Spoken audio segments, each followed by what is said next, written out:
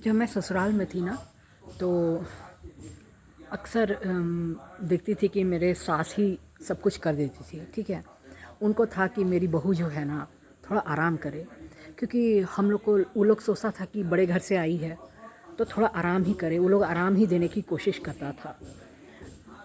तो लेकिन मैं ये सब में यकीन नहीं करती हूँ, बड़े घर की हो या छोटे घर की हो। मैंने ये माना कि नहीं, हमको भी कुछ करना चाहिए, सास है तो थोड़ा बहुत कर देते थे। देखिए, अब बहुत ज़्यादा मेरे से तो होता नहीं, क्योंकि हम कभी घर में भी नहीं किए हैं। मम्मी की है, ठीक है, हम मानते हैं कि हमारा दाई नौकर तो नहीं था, लेकिन मेरी मम्मी ने हमेशा हमको मतलब एक प्रिंसेस के तरह रखा है, तो मैं प्रिंसेस ही थी। तो इसलिए मैंने कभी कुछ किया नहीं था। तो वो लोग भी सोचा कि नहीं, इसको करने नहीं देंगे।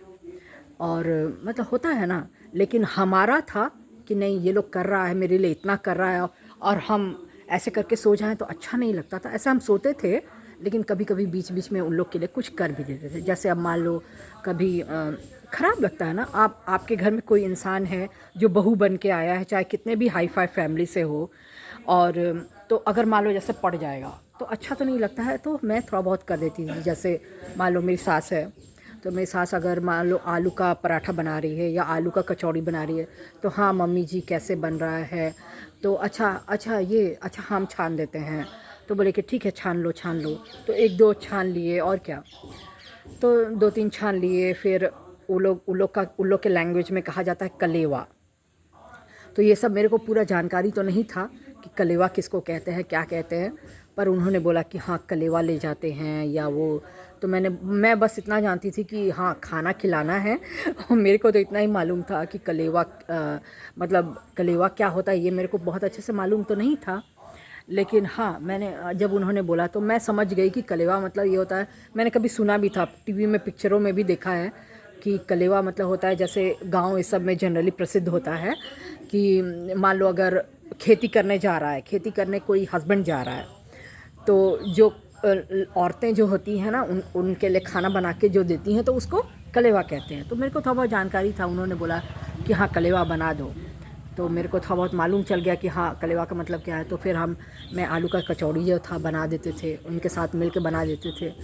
फिर क्या हुआ कि एक दिन क्या हुआ कि वो कढ़ी बड़ी भी बनाती, तो एक दिन मैंने खुद कढ़ी बड़ी बनाया था। कढ़ी बड़ी है, उसको आप ये बोलेंगे, उसका नाम क्या है कढ़ी बड़ी का, ये अरे हाँ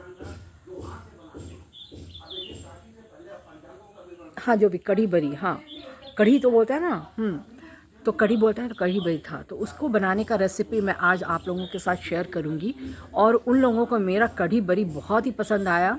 और वहाँ पे ना एक्चुअली वो लोग का जॉइंट फैमिली है, तो जॉइंट फैमिली में जितने सारे भी लोग थे, तो सबको जाके मेरी सास ने थोड़ा बहुत दिया। कि हाँ होता है ना, अब वो लोग भी कैसे नहीं देता, तो कि हाँ आप भी बनाई है, शौक़ से बनाई है, तो भाई सबको देना चाहिए। तो उन्होंने शौक़ से बनाई है तो शौक़ से बनाए। तो वो थोड़ा सा कटोरी में कर करके उन्होंने 3-4 लोगों को जाके बांट दिया। सब कोई बड़ाई करा कि नहीं बहुत अच्छा बनाई है बहू, बहू तो बहुत बहुत अच्छा बनाई है बहू, बड़ाई कर रहे थे। उसके बाद लेकिन मैं आज आप लोग को शेयर करती हूँ उस अच्छे कढ़ी बरी की रेसिपी। आज हम आप लोगों को शेयर करती हूँ, जो मैंने बनाया था, जिसको खा के सभी लोगों ने मेरी बड़ाई की थी। सिंपल सा रेसिपी है। तो पहले क्या करते हैं, जैसे बरी है, बरी को बनाने के लिए क्या करते हैं कि बेसन है, बेसन में आप नमक भी डाल दिए, थोड़ा सा हल्का सा जमाइन होता है मंगरेल डाल दिए, और प्याज डाल दिए। प्याज ना आप ना जैसे बड़ा बड़ा लंबा लंबा ना काटें, उसे चौकुना काटें तो अच्छा रहेगा। फिर प्याज मिला दिया, नमक मिला दिया, और अगर चाहें थोड़ा हल्दी डाल दें। तो इन सबको अगर आप चाहें तो थोड़ा मसाला भी मिला सकते हैं, जैसे जीरा हो या अदरक लहसुन। तो पकौड़ा पहले पकौड़ा बनाना है, तो फिर मान लीजिए पकौड़ा बेसन तैयार कर लिया, ठीक है, बेसन का घोल तैयार कर लिया।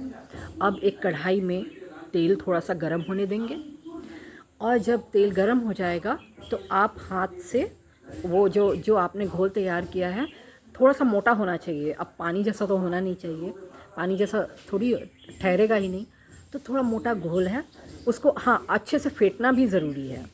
अगर आप चाहें तो मीठा सोडा भी डाल सकती हैं, तो मीठा सोडा डालेंगी तो मतलब अच्छा बनेगा, थोड़ा सा सॉफ्ट बनेगा। लेकिन ध्यान रहे, ज़्यादा मीठा सोडा अगर डाल दिया आपने तो फट जाएगा। तो इस मीठा सोडा के क्वांटिटी पे भी आपको ध्यान रखना चाहिए कि मीठा सोडा ज़्यादा नहीं होना जाना चाहिए। थोड़ा सा टेस्ट के लिए, थोड़ा सा सॉफ्टनेस के लिए आप डाल देंगे तो सही रहेगा। उसके बाद हाथ से लिए और ऐसे पकौड़ा कढ़ाई में डाल दिए और मान लो 10 पकौड़े छान लिए, ठीक है। 10 पकौड़े छान के अलग रख दिया। अब बारी है कढ़ी की। तो कढ़ी को बनाने के लिए हम लोग क्या करेंगे, पहले जैसे कढ़ाई है उसमें थोड़ा सा तेल डालें। थोड़ा सा तेल डालने के बाद उसमें मान लीजिए अगर आप सरसों डाल दें, सरसों का दाना डाल दिए, ठीक है। सरसों का दाना डाल दिए, ऐसे आपकी चॉइस पे, आप जीरा भी डाल सकते हैं। तो सरसों का दाना डाल दिए, ठीक है। और जीरा भी डाल सकते हैं, इसमें कोई ये नहीं है। थोड़ा सा मिर्चा डाल दिए, ठीक है। थोड़ा सा मिर्चा डाल दिए और उसके बाद अगर आप चाहें तो थोड़ा प्याज भी भूंज लेंगे, ठीक है। और उसके बाद क्या करना है कि बेसन का घोल जो आपने पकौड़े के लिए तैयार किया था उसमें से थोड़ा सा अगर आपने बचा के रखा, आपको बचा के रखना है थोड़ा सा, तो उस बचे हुए बेसन को फिर पानी में डाल दिए, ठीक है। तो बचे हुए बेसन में थोड़ा पानी डाल के मिला दिया। उसमें आप अदरक लहसुन डाल दिए, ठीक है। अदरक लहसुन का पेस्ट आपने उसमें डाल दिया। तो ये हो गया आपका कढ़ी। उसमें थोड़ा दही डाल दिया और इन सब चीज़ को डालने के बाद जो तेल में आप गरम कर चुके हैं और जिसमें सरसों दाना डाल चुके हैं उसमें आप डाल दीजिए और थोड़ी देर तक उसको पकने दीजिए। आप ज़्यादा हीट मत कीजिएगा, क्योंकि हीट ज़्यादा आप कर देंगे तो एक तो आप होता है ना, कोई भी चीज़ अगर एब्रप्टली करोगे आप, कोई भी चीज़ एब्रप्टली अच्छा नहीं होता, आप लोग को मालूम है। तो एब्रप्टली नहीं करना है आपको, मतलब अब आँच है तो ऑन कर दिए तो उसका अलग टेस्ट होता है। और धीरे धीरे मीडियम आंच पे अगर पकाएं या धीरे आंच पे पकाएं, हम ये नहीं बोलते हैं एकदम धीरे आंच पे, थोड़ा सा मीडियम, थोड़ा सा। और जब मीडियम आंच पे रख के ढक दिए, ठीक है। जब कढ़ी पक गया तो कढ़ी के पकने के बाद आप उसके ऊपर से ढक्कन हटा दीजिए। और ऐसे भी पक रहा है, बिना ढक्कन के भी पक रहा है तो पहले पकने दीजिए और जब पक गया तो उसमें आप बरी डाल दीजिए। तो ये है रेसिपी, सिंपल रेसिपी कढ़ी और बरी का, जो जिसे खा के वो लोग बहुत अच्छा महसूस किए थे और उन लोगों ने बहुत बड़ाई की थी। और होता है ना कि जैसे अगर आप एक भी चीज़ कुछ अच्छा बना के खिला दो तो लोग ना बहुत दिनों तक तारीफ़ करते हैं उस चीज़ की।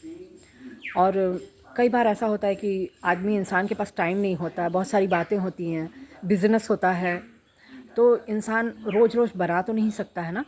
और रोज़ रोज़ खाने में सही भी नहीं रहता है। अब रोज़ रोज़ आप एक ही चीज़ खाओ तो बहुत मुश्किल हो जाता है।